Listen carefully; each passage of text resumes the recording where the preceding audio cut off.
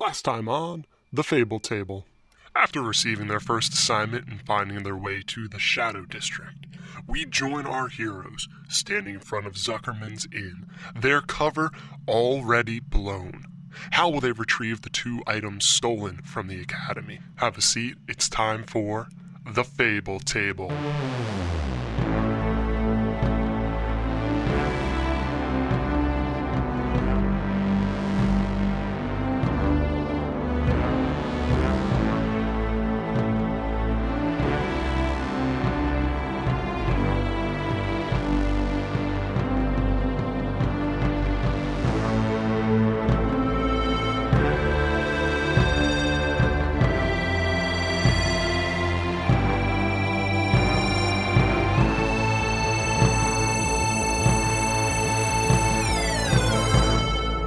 We go into the inn. So you walk on into the inn, and these people, what do they think they're doing over there? And some woman, you actually recognize her. She was in the inn, the patient bear, while you were there. A willowy-looking woman with a beak of a nose and white hair. Not gray, but white hair. Very haughty. Sort of appearance to her. Yeah, I don't know. As this is going on, I would like to go up to the innkeeper. And is this like a common room kind of thing? Yeah. Yeah, I'm just gonna order a drink like I belong here, but I'm still clearly listening. Yeah. I sit by the fire that I'm sure is there. What did you want? 1 ale, please. An ale for you. Yes. All right. My back is to this lady. And I could say that out loud if I want. I just want to turn and look at them and listen to them. It's a copper piece, please. Oh, on you. And I give her another copper for my pieces. The bartender is a kind of a shortish fellow. He's older than dirt. No, he's shorter than dirt. kind of hunched. He's got like knobby fingers, and his nose seems a little red, like he's been blowing his nose a little bit too much, and wispy hair, and some scraggly beardage that's more just like really scruffy, almost whiskers. And Eskimo, can you go ahead and roll a intelligence? Oh, so good at that. Is it, Hell yeah. Investigation or history? Your call. 23. Yep. You recognize him. Yeah. He's actually the guy that came out of the teleporter and quickly hurried away and met up with the 2 guys that you were going to follow to the academy and walked away. Oh, boy. And I do not mention this one out loud because my last lead I might have blown it. This I have one no idea what's going on. And yeah, Tadril, what are you doing at this point? You're just sitting by the fire? I just walked by, sat by the fire, kind of keeping an ear open. Okay. And then at the bar, Eskimo, one guy comes and sits down next to you. Yes, hello. I hear you've been looking for somebody? I just bought a beer and I'm looking for ale. I don't know if you... Al? Is that you? Okay. I don't know. How about you please step with me, sir? Come this way. I look over to Todd, my I buddy. definitely notice him getting walked away, and I try not to make eye contact with him. So I'm going to try and I go, discreetly follow him. Is it okay if I wait for my beer? I've done this before. Your beer is sitting behind you. Neat. I will take this. I take my beer and I go with them. He leads Completely you- ready. Wand at the ready in my pocket. Do what needs to be done. You're not taking your wand out? No, it's not Okay. taken out. It's just you're just kind of like I know hand on the it's whole. there. Okay. And he leads you to Private. the stairwell. He goes, Upstairs. First door on the right, please. Please. Guy is in there. And I wink. Do I gotta roll the wink? I'm pretty good. Are you trying to intimidate? What are you... I'm like, he's in there, right? Are you trying to persuade him? I know he's in there. I'm just asking the question. Please. Upstairs. First door on the right. Alright. I'll see you later. And I take a little swig. I run up behind him and follow him. I'm with him. Who? It's fine. Our guy knows we're coming. Actually, follow. And he kind of navigates around the two of you. It's a tighter stairwell, so kind of get awkwardly close to each other. Yeah. For some reason, he decided to go front to front. Mm-hmm. I know the reason. Yeah. And he leads you guys up the stairs, goes to the first door on the right, and... You weren't going to tell me that I needed to do that. Like, that seems important. Yes, boss. 2. Yeah, okay. Yeah, no, I can do that too. And he opens up the door. We're slowly. going in. I whisper. Acknowledged. See, it just sounds ridiculous. 2 people are right here. It's on the other side of the door. Like, that's not covert. Over your ear contact. Excuse, were you two talking? And then I turn it off. You can't turn them off. Were you two talking to me? How's it going, guys? We walk in. Ignored. Please respond. Is there like a hit ignore button, or is it like when you're looking at your phone and the thing pops up and you just can't You hear swipe? panting, footsteps. Oh God, curator, they have both died. No. So you two walk in and you see sitting in an armchair in a pretty dark room, curtains drawn, and it's just a slow, low, smoldering fire, barely giving off any light. Oh yeah, pouty lips. And you see kind of, it's like slightly turned, mostly the back of the armchair. We're playing footsies. I thought it was the dog. You see mostly the back of the armchair, and the soft flickering light is giving off just enough of a glow to make out a hand resting on the arm of the chair, pale, in a dark cloak that has very, very intricate dark gray needlework throughout it, which, Eskimo, you do recognize as the cloak of the guy that you were going to follow into the academy. Oh damn! I like look at him and I go. Is this the guy?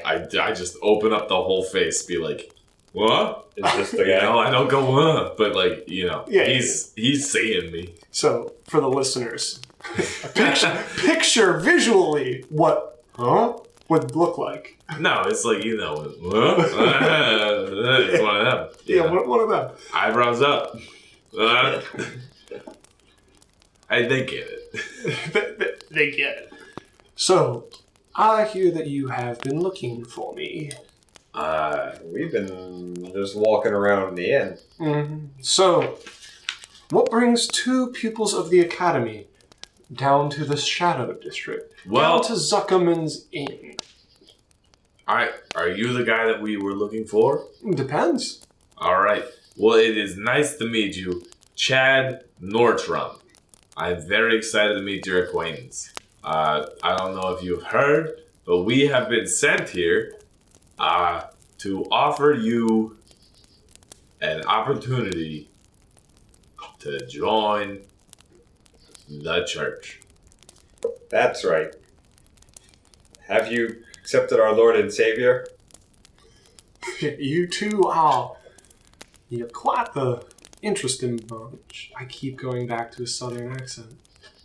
Yeah. Now I can't get that accent back. Yeah, he's gone. Yeah, he's gone. So he died. Mission success. Now you two are quite an interesting bunch. You say you offer me opportunity. I assume that you're coming here to find the inspector's monocle. Oh, actually, it was like 2 birds, 1 stone. Do you have it? Because we could No. we could take that and then talk to you about the church. We'll take it off your hands. No. Know what? Bronx accent. Here. It's contagious. Here, have a seat. And he motions to 2 chairs. One has just kind of like, looks like a woolen, like, fleece blanket on it.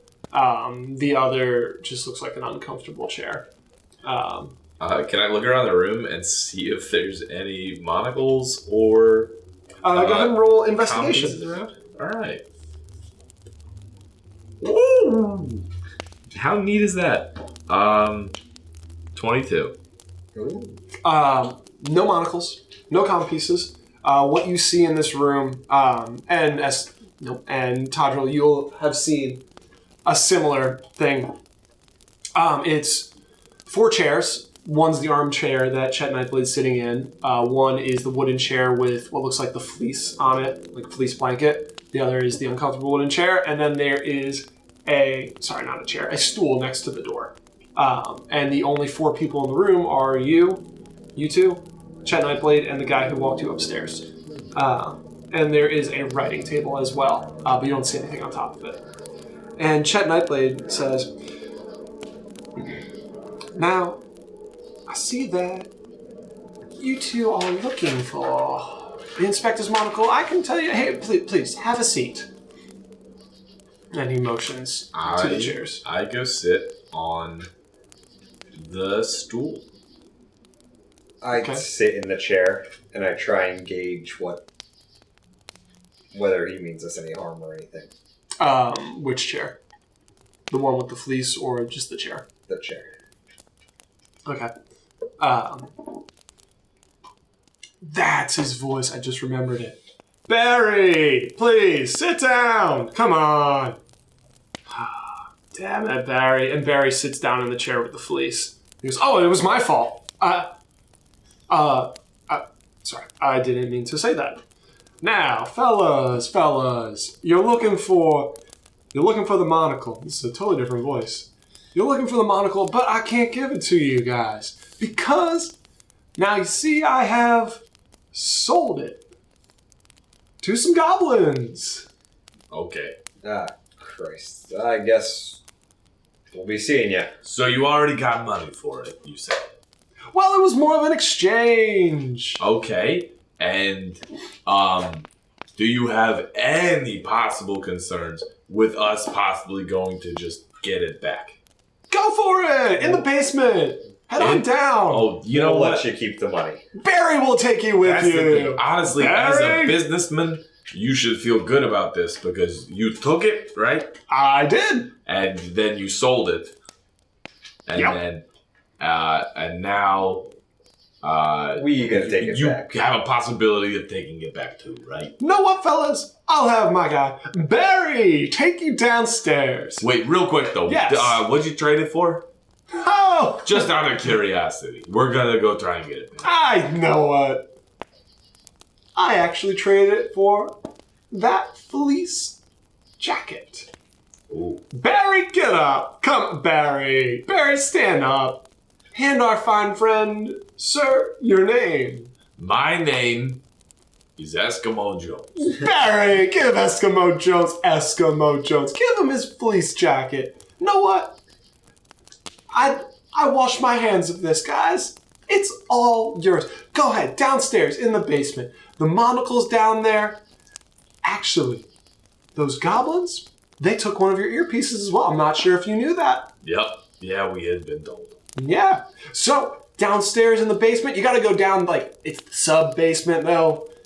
Somehow they sneak in Goblins there. usually are in the sub basement. I don't want...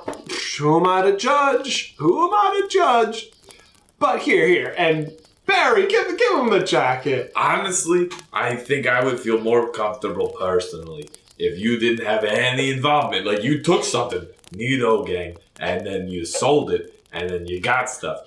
You know what? That's fine. So We're just gonna if we go ahead take out of the this, basement, and I kind of back towards the door as I say it. If we very- take this stuff, then you might want to try and take that and the stuff back. So it's, you know what, you got away with it. We know that you took a thing. It's a thing. Way to go. You got yourself a fleece. As you're saying that, Barry goes to put the fleece around you, just kind of like putting a coat on you. Slide away.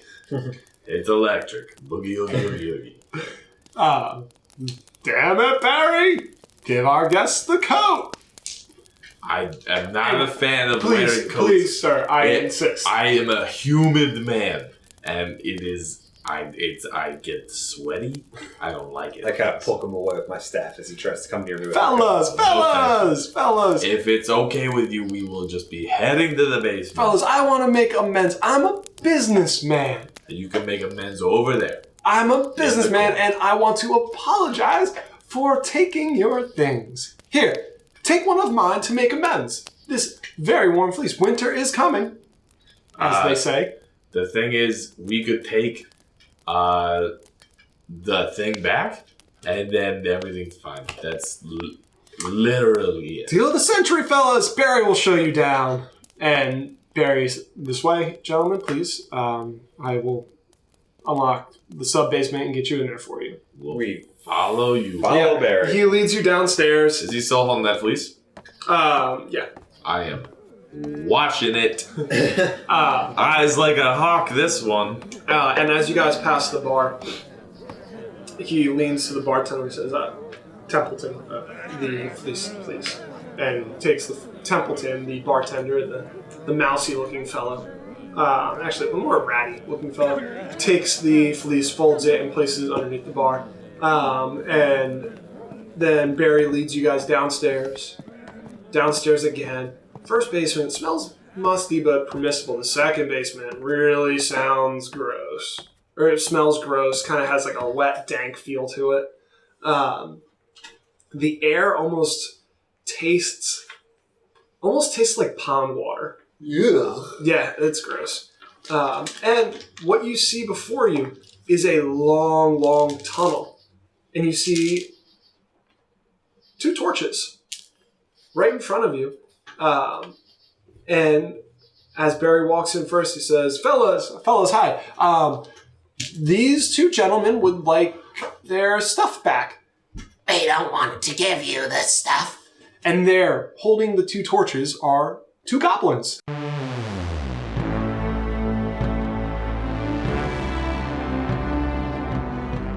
That concludes episode 2 of the Artifacts Roadshow. Tune in next time to see how our heroes handle these goblins.